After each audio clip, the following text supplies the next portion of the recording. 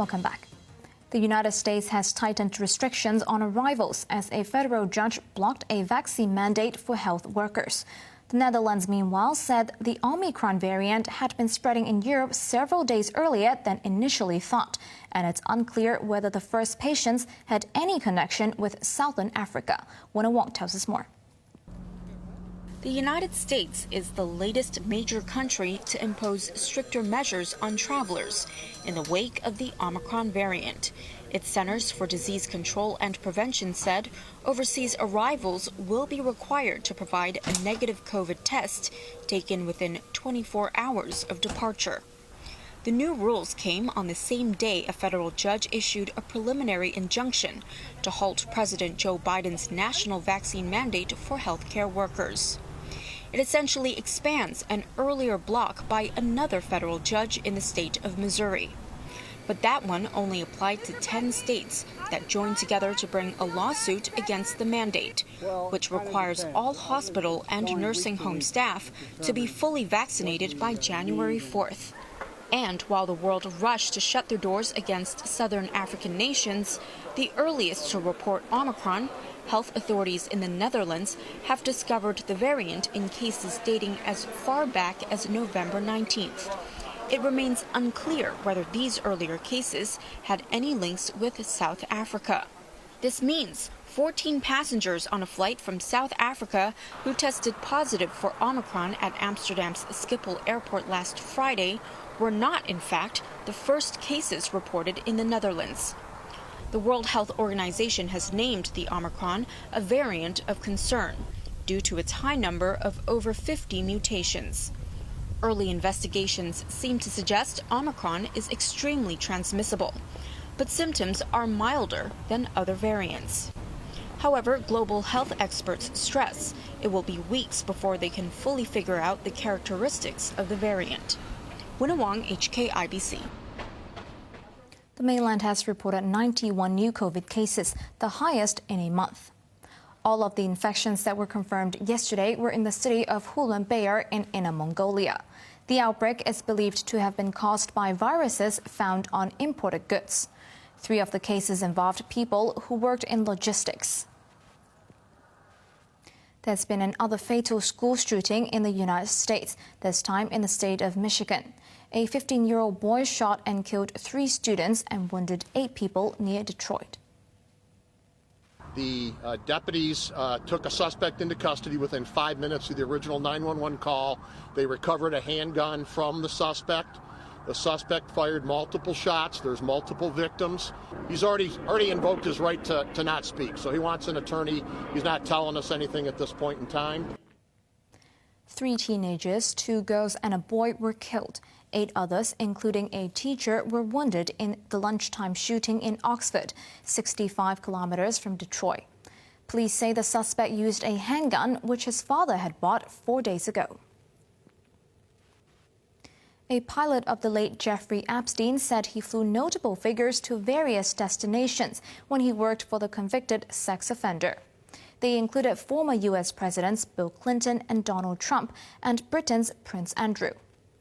But Lawrence Fazowski said he never saw evidence of sexual acts with minors when he flew his boss and his guests. The pilot was testifying at the trial in New York of Ghislaine Maxwell, Epstein's girlfriend, who is accused of helping to recruit and groom young girls for him to abuse.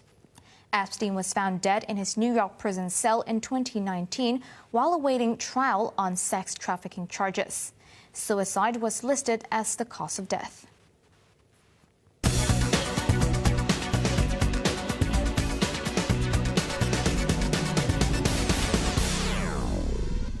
Cathay Pacific says a robust performance in its cargo business has helped it maintain strong liquidity. Hong Kong's flag carrier announced that its liquidity at the end of October stood at $31.7 billion, about $1 billion less than at the end of June. 20 of its 89 aircraft that had been parked returned to service ferrying cargo. But passenger numbers continued to be hit by COVID restrictions, plunging 97% last month from October 2019. Hong Kong stocks rebounded today as bargain hunters charged in, a day after the Hang Seng Index slumped to a 14-month low. Investors took advantage of the slide in tech stocks and helped push the market's main benchmark up 0.8%. Meituan and Tencent each rose more than 2%. But investors continued to punish Alibaba for missing quarterly expectations. The e-commerce giant lost 1.3%. And casino plays tumbled for the third straight day on concerns over the future of Macau's gambling sector. Sun City, which closed all its VIP gaming rooms following the arrest of its chairman, suspended trading in its stocks, the second time it has done so this week. Now let's take a look at the markets. The Hang Seng benchmark up 183 points. Top 10 active stock, Tencent closed up $9.40, Alibaba down $1.60, and Meituan up $6.60. AIA up 35 cents, Xiaomi up 28 cents, and Kuaishou up $2.45. Foreign exchange trading against Hong Kong dollar, euro trading at 8.82, British pound at 10.38, and Australian dollar at 5.57.